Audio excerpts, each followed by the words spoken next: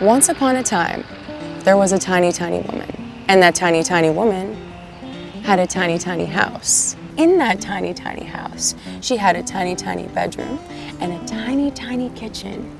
She went on her way to tiny work. And on her way home, she found a tiny, tiny church.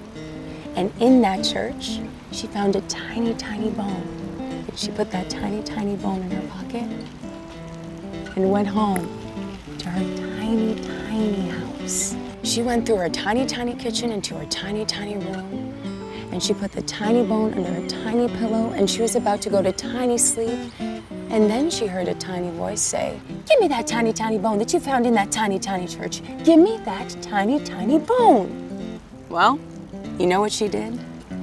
She took that tiny, tiny bone and she gave it to the tiny, tiny person. Tin can be bended. My story has ended.